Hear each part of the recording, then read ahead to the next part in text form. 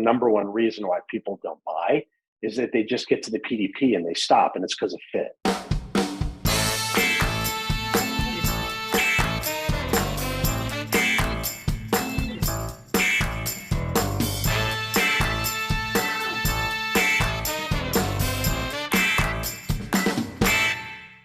Okay, welcome back to the Marketing Playbook, presented by Details Interactive.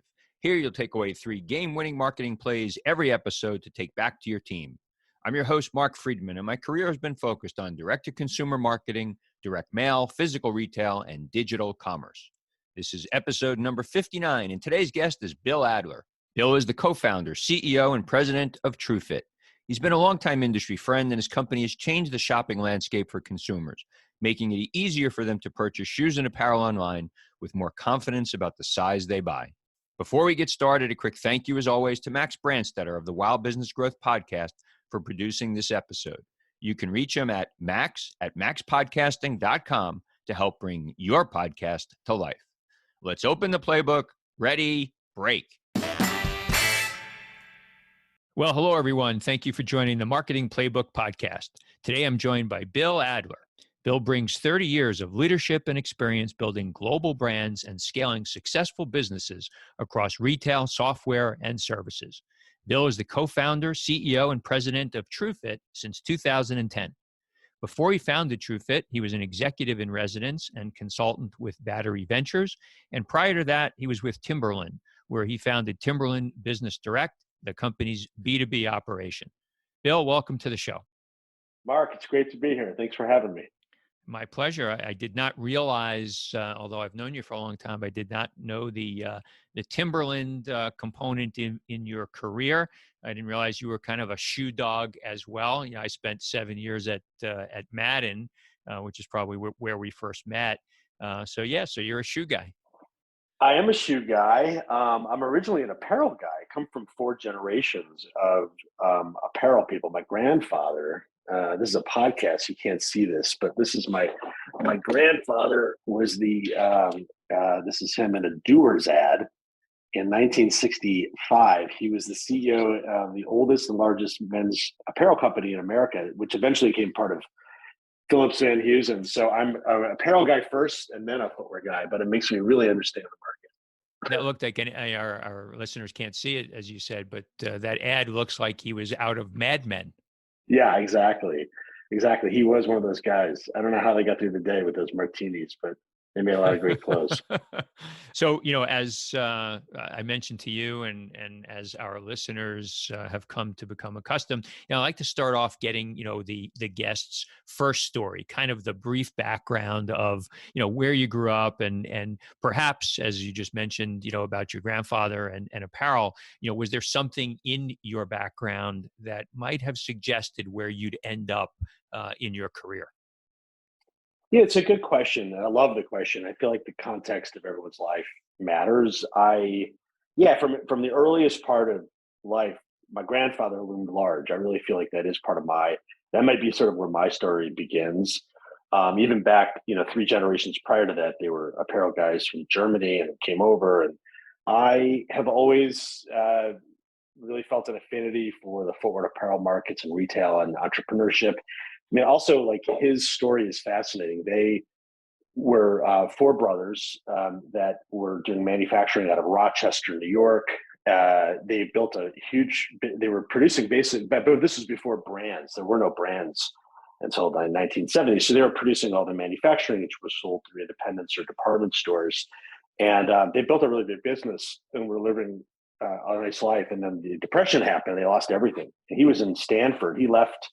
His father lost everything in the Depression. He dropped out of Stanford and then went back to upstate New York and kind of grabbed the bag and built back up. And, I think just being part of the industry and hearing the story of overcoming adversity and building back up has always been part of my fabric. And, I was very fortunate to have great parents who were also entrepreneurs and put values first. So, yeah, that's kind of where I come from. And you grew up in Cleveland. I grew up in the same house in Shaker Heights, Ohio for 18 great years. I was very fortunate to have a happy childhood, a long-suffering sports fan, I would say, but that should be the least of anyone's worries. And I love Cleveland. I think, as I like to say, there are fewer jerks per square feet coming out of Cleveland. It's hard to be a real jerk coming out of the Midwest. You got to really be, some nice people that come out of there. So yeah, Cleveland's great. So I have a good friend. Shout out to my friend Cliff Zucker. Cliff and his family are from Cleveland as well, and he has a nephew, Max Brandstetter, who is the person who does all the editing for this podcast, and really the first person to be able to help me or was helping me get going in the podcast. Kind of as 2020 turned. This is right before the pandemic. I had met him and said, hey, would you help me? And we kind of crafted the theme for the show and the name and the music and what have you. And then the week before the world shut down, or a few weeks before, is when I did my first show. So as I mentioned to you, this is episode 59. Been a good run and met a lot of good people. Now, being Cleveland, you also Big Ten guy, Wisconsin undergrad, and then Michigan, right? Yeah, that's right. I have to look up the Zuckers. They sound great. But yeah, my parents, who were very big mentors in my life, both went to Wisconsin-Madison, which was a big school coming out of Cleveland, and it was really the only school that I applied to. I had one backup, but I really wanted to go. That's where I wanted to go, and I was fortunate to get in. That would have been awkward. And I had a great time there, and then did some other entrepreneurial things for a while, and then going back to business school, and I went to Michigan. I didn't tell anybody in Cleveland I went to Michigan, but of course they're all big Ohio State fans. But I loved it. My biggest education out of business school at University of Michigan was my wife, who I met there. And I certainly learned more from her than I learned in business school. Yeah, 20-year anniversary coming up tomorrow. Oh, that's very nice. Happy anniversary. Yeah. Thank you. So we're recording the show here in June of 2022. I'd like to get a sense, and we'll go back through your career a bit, but get a sense from somebody that is out in the business world like you are. We've got gas prices averaging $5 a gallon. I saw $5.15 in New Jersey today for regular. We've got the Fed increasing interest rates. Some people thinking that we're heading into a recession. I'm already seeing businesses that had open jobs starting to pull back, starting to look at expense reductions. Well, what's your sense from what you're seeing with your clients? You get so much data to pour through. What do you think? Yeah, it's a big question. Lots of opinions. I certainly don't own the truth or know the truth. I can tell you what I think, which is, I guess, three things. Number one, I would say I think it's a really necessary correction.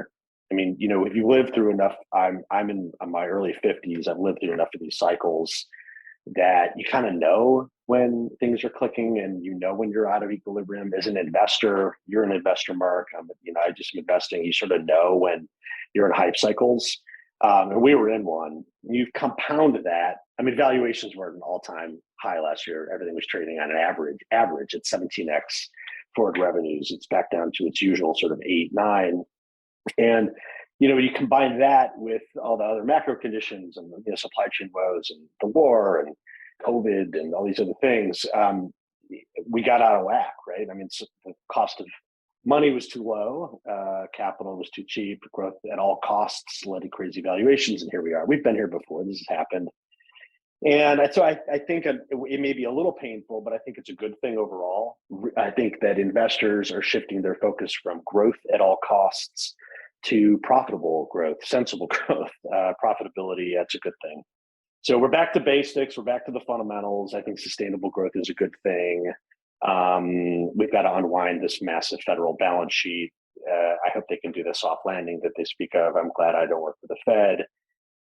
So number one, I think it's a necessary correction, and I hope it won't be too painful. Maybe 18 months, something like that.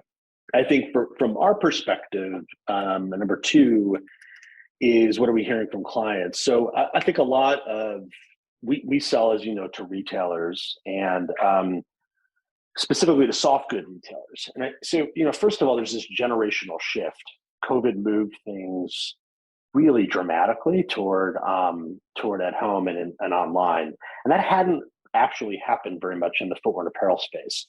So just as a sidestep, it's a $2.5 trillion global market. It's by far the largest consumer market in the world, and it kind of hasn't had its day yet from a digital perspective. If you think about music and movies and books and everything else, like those are obviously highly penetrated digital creative markets. So I feel like it's still early innings. And when in the soft goods space, and when things shifted in COVID, grocery, is like digital at home now. I think we're on our way to. So McKinsey's is reporting that we'll go from 20 to 40% digital for this. So I think we're fairly insulated in that. I think that shift is on as long as people are getting out and going to church and synagogue and funerals and graduations and events.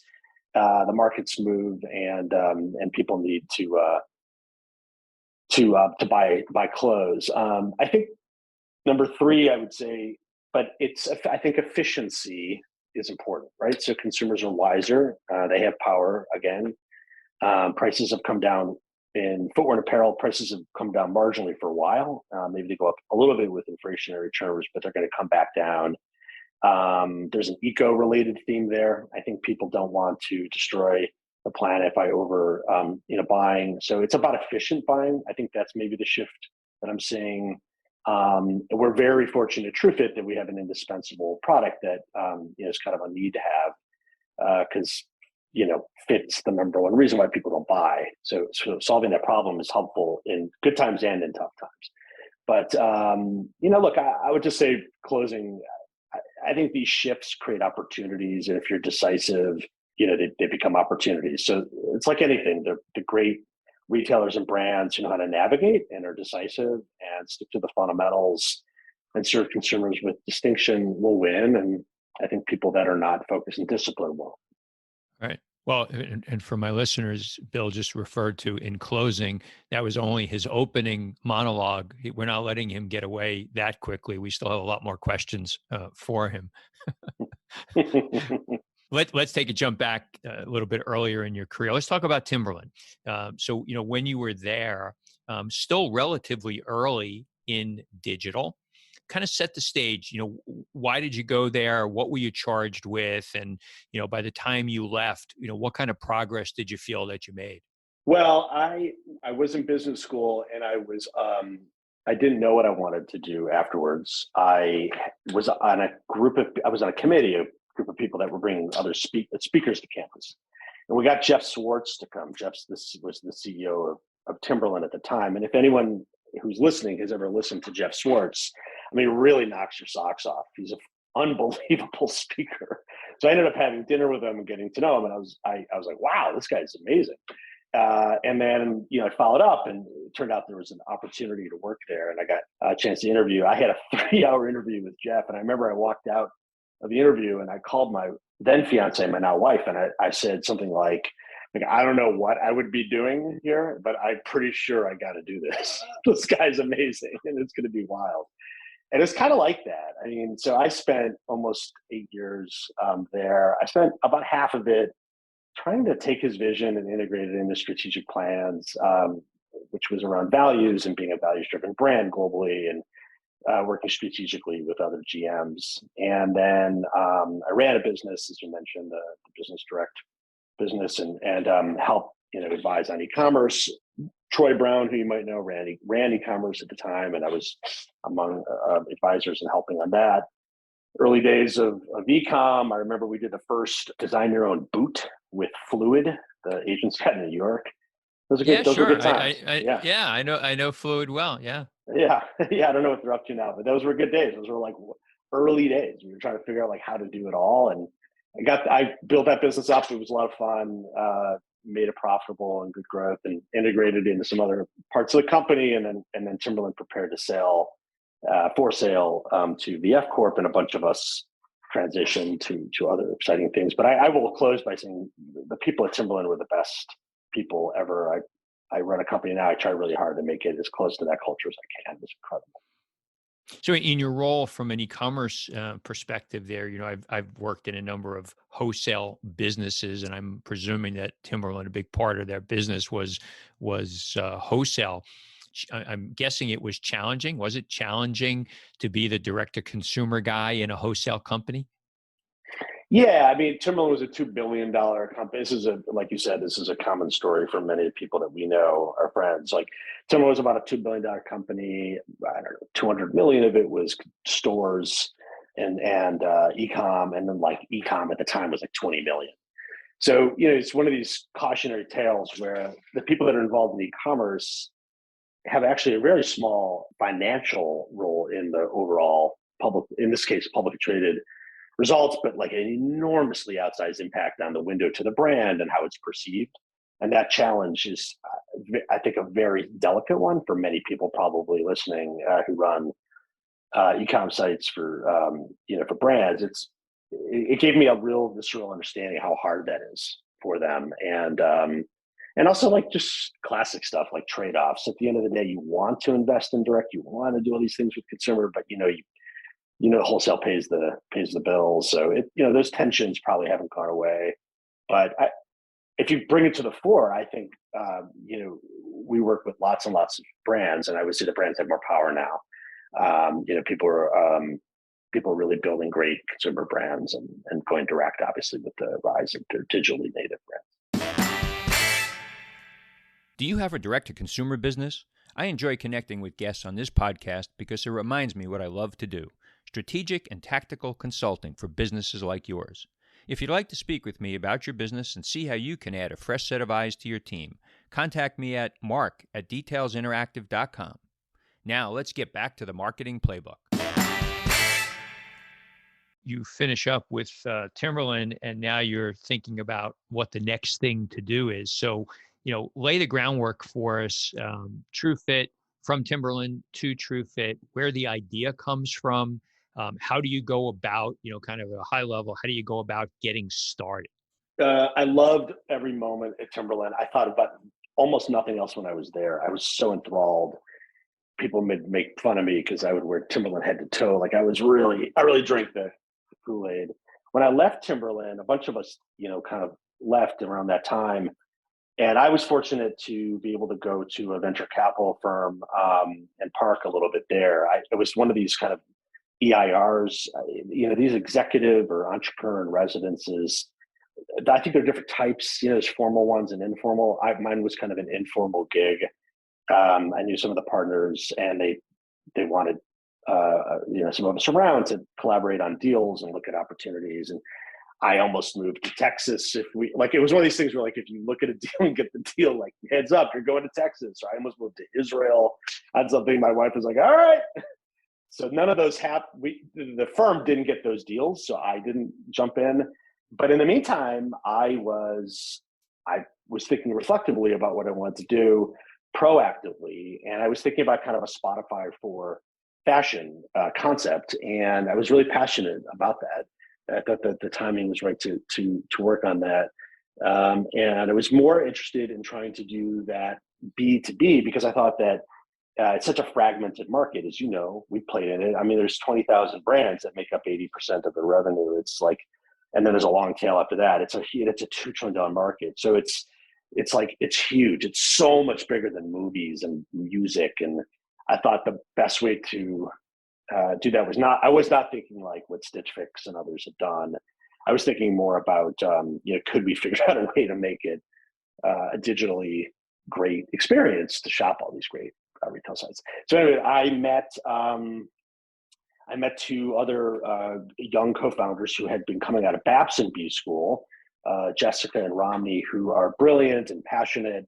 And they had started something called My True Fit, which was a really cool website that Oprah had said was one of her favorite things. And they were like an overnight success. And I met them, and we all fell in love with what we might be able to do if we pivoted that concept to a B2B one. And now that's what True Fit became. In like 2009, we teamed up. I rolled out of the firm. I made an investment, joined them as a third, and off we went and kind of rebuilt the company from a B2B perspective using the original concepts. So it's been a wild ride.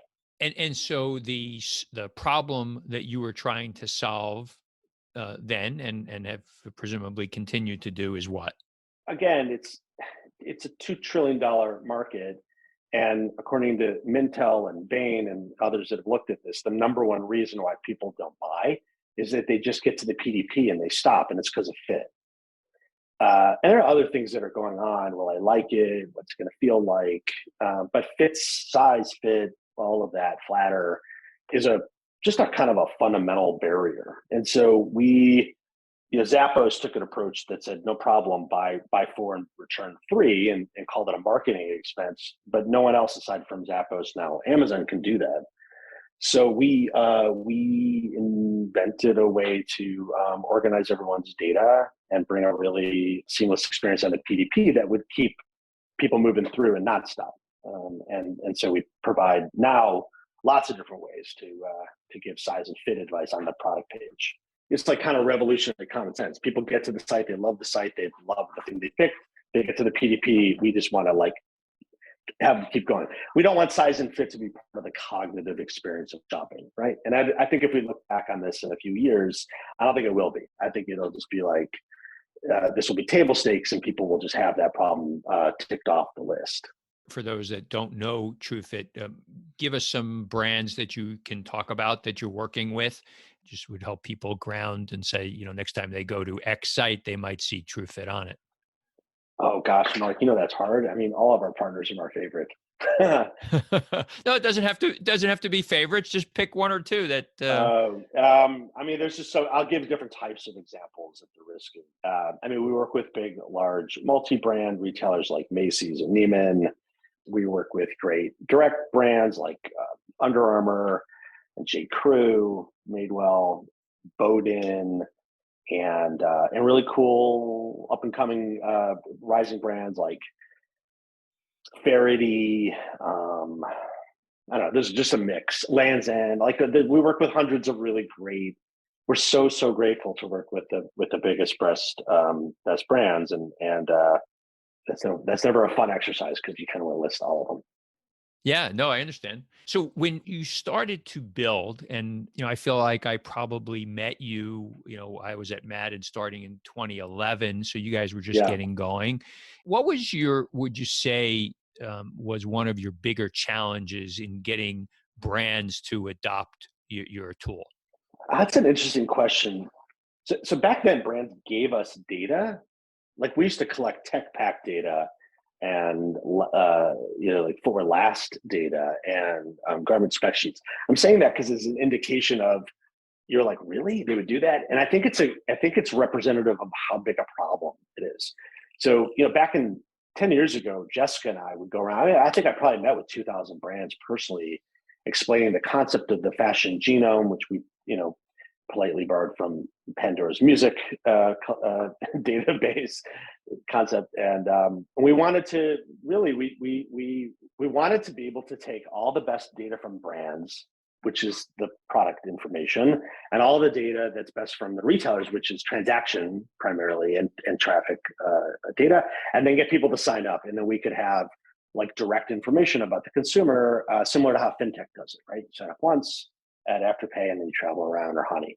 And we really believed that those 3 data sets together created a really great elixir. And we had proven that already in MyTrueFit at a very lower scale. So we knew that at scale, this would be a big deal.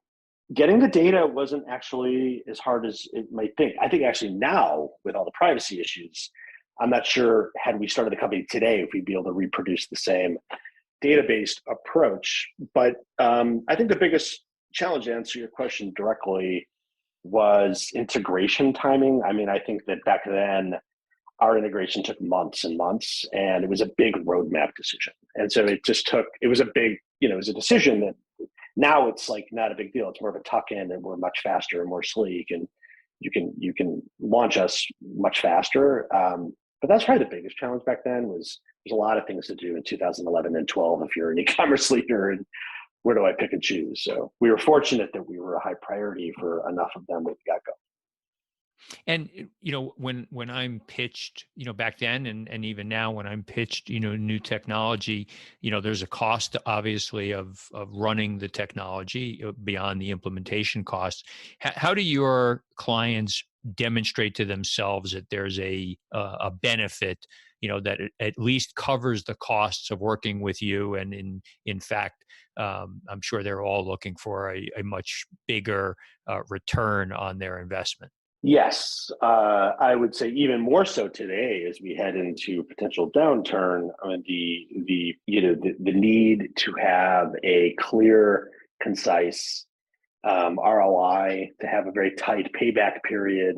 These things are really important. There's not a lot of room for slack these days, so it's good to be a more mature product. I think it'd be harder maybe right now to start out because you're experimenting and trying to get product market fit. We have that. So I would say, having been through that cycle, it's interesting, Mark. I think it's different for different retailers, but if I boil the ocean, it kind of comes down to two things. One is about CSAT. The product detail page is hard. It's not where you want to have a hard experience, right? 1% to 2% conversion rates is not a good thing if you're running a site. So it's about getting people to move quickly through there. And we typically see that measured mostly in revenue per session, revenue per visitor. That's more interesting. I think that's more interesting than like conversion rate, which is more of the ephemeral measurement. RPS, RPV looks at the relationship we're building with people, and then it gets it gets at long-term value. And that's the second thing. I think the more sophisticated retailers know that while we didn't intend for it to be, I think TrueFit ends up being kind of a loyalty program. Meaning when people so we have different types of products now, right? We have general fit advice, runs, fits as expected, runs big, runs small. So you've seen that.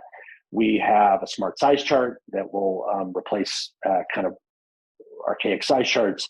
And then we have the personal advice, which is people sign up, they get a really personal understanding of how that particular style will fit them particularly. That person, that last one. And this is kind of a sliding scale of personalization. It's very intent driven. Not 80% of people don't bother me. Just give me some general advice. I want to keep going. A couple of people will go to the size charts, and then you get a bunch of engagers. So that engaged crowd, a really fascinating thing happened over the years. They reorder faster, and they're more loyal to the place that in which they signed up. So that's the second thing I would say is loyalty, reorder. That's an LTV play. They don't have to reacquire that customer, so acquisition costs are lower, LTV is higher. You typically see that person, refine their size sampling, the bracketing, that starts to refine down, and they just become a more profitable customer. So those are the two things: CSAT and then like profitable customers and LTV. Yeah, CSAT being customer satisfaction. Good perspective there. You talked about data. There's tons of data that you're collecting. Other than beyond the way that you're using that data to make your tools smarter, are there other capabilities that you see that brands will benefit from the collective data that you've now have? It's a really exciting question. One of the challenges I have as a leader, and I give this advice a lot to earlier stage entrepreneurs, is that you really have to stay disciplined and focused. If you're fortunate, come up with something really strong, and you can scale that thing with strength. If you get too excited about the thing over here or over there, it ends up diluting your focus, and it's hard to do two things really well. So I feel that tension a lot. I think on the one hand, what retailers really want us to do is build a killer size and fit solution for PDPs and do that for 100% of the people that come to their product page and spend all of our time. And that is really where we're doubling down, for brands and retailers and marketplaces and distributed commerce. There's a lot to do that really, really well. I would also say, though, that you're right, that there's so much richness in this data set that retailers do need. And so we are starting to, in a limited way, look at some of those opportunities. I think some of it has to do with how we can help with retention from a marketing perspective. I think some of it has to do with how we can take the insights that we learn and make better product. Apparel is a very inefficient market. The supply chain is notoriously inefficient, and that's no longer just a write-off. Like, that's actually an economic imperative, and I think it's an environmental imperative to get this market into a more efficient state. And I think we're sitting on this fashion genome has the connections exist inside of it to provide that insight back to product developers, merchandise planning and assortment, the full value chain. So we'll see over time.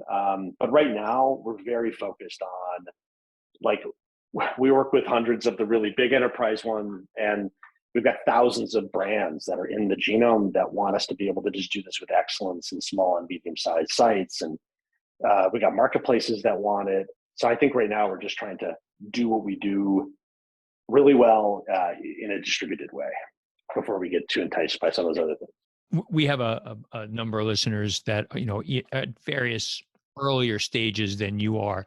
And, one of the things I hear all the time is how difficult fundraising is, and also how it's taken up so much more time than anybody ever expected. What's been your overall experience? And if you have any thoughts for, earlier stage, companies about fundraising, it'd be great to hear it. Sure. I don't want to be, reductive. I feel like a lot of the advice here is conventional advice. So I'll probably be, sharing advice that's already been given, recycling good advice. But I'll share advice that I've been given that's been true. That's another way to do it. I think the first is, don't raise unless you need to. That sounds like common sense, but I think there's a rush toward raising capital earlier than you need to, and it's not all it's cut out to be. So not only do you get diluted and all that, but it's sort of an unnatural ingredient. Like, extra capital is not always a good thing. It's much better to be bootstrapped and build a fundamental business that has good unit economics, that is scalable, that has all the stuff of like a great product and a great model, and then pour capital in to scale that. And if you do that too early, you end up having too much moss in front of the sailboat. So that's the first thing. I would say, secondly, which is related, when you raise, make sure you have those things in place, because otherwise you're going to either spend way too much time raising capital because the investors just want to figure that out, or you're going to get a lousy deal. So, when you go raise, make sure you've got your fundamentals in place. And the nice thing now is, like, it's really clear what those fundamentals are, whether you're a marketplace or SaaS product or whatever. Like, it's very clear what best practices. And then, I would say third, like, I really think early stage entrepreneurs put too much, I hear this over and over again, too much stock in the term sheet and the valuation. And I just, what you learn over time is it just doesn't matter. It doesn't. What matters is the people. You've got to partner with the right people. This is a relationship business. I am so grateful to have incredible people around our boardroom. I trust them. They trust me. We're good colleagues and friends, and we all are aligned in the same way. And I can't imagine not having that. And I just would say, like, you've got to have the right people on your team, on your board, et cetera. It's so exhausting. Anyone who's ever been in business with the wrong people knows how tired. There's two types of tired at the end of the day. There's, like, tired because you put in a hard day's work and you're like, I'm exhausted. And then there's that, like, stressful, emotionally exhausted tired from it comes from working with the wrong people. You don't want that. By the way, I would say one more, if I can do one more. I got advice when I was 22 from a great mentor who said to me, trust. This is in deference to people that aren't sure about what to do. Trust. He always said, people tell you to trust your instincts, and that's true. But actually, that's number 3.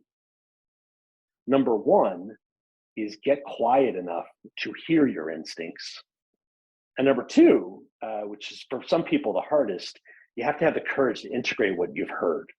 Number 3 then becomes pretty easy, which is just trust it. So those are the things I would say to an early stage entrepreneur. Good stuff. Good advice for those folks. So we're getting down to the end of the show. I could have gone a lot longer. There's so many other questions, but I'll have to ask those of you personally. So we've got this 2-minute drill, 7 questions, 1 or 2 word answers. You ready? Yeah, let's do it. All right. A brand that you admire or that inspires you? I think I'd say Timberland. I really admire the values and what it stood for, and how hard. I know from the inside how hard it is to be an admirable brand. And I think in a way that I don't know how this will come across, but I'm really inspired by TrueFit because I know what it means. We want TrueFit to mean like true to you. And I think this idea of being true to oneself is something that everyone everywhere wants to be able to do. For me personally, those are the things that inspire me. The favorite app on your phone? Probably Spotify. I love music for different moods. So probably Spotify. There's another one that many people on this may not know, which is called Safaria. Safaria is a nonprofit, but it's the best organization of all of the ancient Jewish texts, and that's a really important pastime of mine. The Talmud and Mishnah and all the ethics of those early, and I do whenever I can find a moment to look at that. I do love Safaria. Last website other than Amazon that you shopped from? Faherty.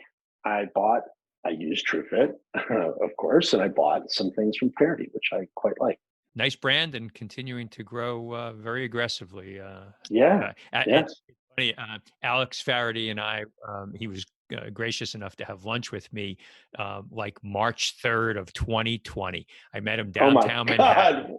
Oh, wow. It was the last thing that I think either of us did before the world shut down. And we still talk about that. Something that you're not good at, but wish that you were. I'm going to continue with that other theme. I'm not very good at reading from the Torah. I didn't have a lot of that growing up. And as a Jewish guy, I know that may sound for people that suffer through their bar mitzvah. That sounds funny, but I didn't have that upbringing, and I really am fascinated by it. So, someday I'd like to be good at that. Charitable organization that you're passionate about? Well, a lot of them. My wife and I try to tithe and give away. Try to give away big percentages of our earnings. So we have a lot. Yeah, I'm very involved in the Boston Jewish Federation on the board, and I run the strategy committee and which oversees the actual $60 million of investments you make in the community. And I'm deeply passionate about the idea of covenantal communities and how we can strengthen. And that goes to the Jewish and non-Jewish organizations. I really admire the team in there that does that work. Great. If you had one superpower, what would it be? Well, I have a wife and 2 daughters, so I think it would probably be to understand exactly what they're trying to say and what they want me to understand. If I could. Okay, yeah. maybe you should stop there because maybe one of them will listen. So No, I'm not good. I'm not a good enough understand. I need to do a better job of understanding English.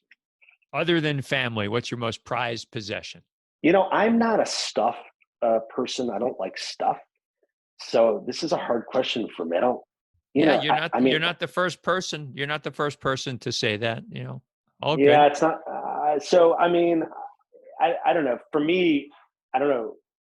I'd say my experiences. Like I really value experiences. So whether that's this one talking to you, I will take this with me, or later reading to my daughter when she goes to bed. Like that's the stuff I really value. I mean, the stuff I really care about are things like my books, my music, some guitars I like to play. I love it. That's great. Where can people reach out to you on social media should they want to connect, Bill? I'm in a minority here where I am not a big social media guy. So this is probably a whole different episode, but from a very big early days, I never had an instinct to be a part of it. I always felt like it just wasn't, I don't know. I didn't like the idea of short, staccato bursts of communication. And I didn't like how things could be misunderstood, and they didn't like what it seemed to be doing to people's attention and the addictive part of it. I mean, I'm in there from a work perspective and try to promote good things there, but that's not how you can reach me. But you can certainly email me at badler@truefit.com, BADLER@TRUEFIT.com, and I'm pretty fast on email, and I love talking to. He is fast on email, folks. Not as fast as me, but he is absolutely fast on email. That's great. So, hey, good show, Bill. Really interesting. I love what you guys have done at TrueFit. I've known you for quite a long time. We've never worked together. I've never been in a place where we could, benefit from the tool necessarily. But I've enjoyed our many conversations, and thank you for making the time in a busy day to do this with me. Yeah, totally my pleasure. And I would be remiss not to say Eddie Bauer, one of our great clients, actually, who we really enjoy working with. So, Mark Friedman, it was a pleasure as always, and I'm glad to have had a thoughtful chat with you. All right. Well, we'll see you soon. Take care. Good luck to you in your business and your family. All right, thanks so much. That's it. Today's game ball goes to Bill Adler for coming on the Marketing Playbook. To me, today's 3 game-winning marketing plays were as follows. Number 1, product fit is one of the main reasons that people do not buy apparel and shoes online. Many of the industry analysts suggest that over the next few years, apparel online shopping will continue to grow, perhaps from 20% to 40% penetration. And companies like TrueFit were built to solve a problem. As you build your company and consider ideas, be sure that you're clear about the problem that you're trying to solve. Number 2, when I asked about how they use all of the data that they collect, Bill mentioned that it's hard to do 2 things well. Focus is important. Stay disciplined and focused on your core product and competency, double down on the initiatives that will drive your business, and step lightly into ancillary products and services. And number 3, for any business, as you spend money to improve your capabilities, you must measure the return on your investment in a clear and concise manner. It can be in the form of revenue per customer or per visit or miles traveled. But whatever one you use, you must be relentless in tracking it. It might not also be a revenue metric. It could be about your customers' satisfaction. Thank you, Playbook marketers, for listening to another episode. If you want to check out more pages of the Marketing Playbook, make sure to subscribe on your favorite podcast spot and leave us a 5-star review on Apple Podcasts. You can also follow us on Twitter at DetailsInteract and learn more at detailsinteractive.com. Until next time, the devil is in the details.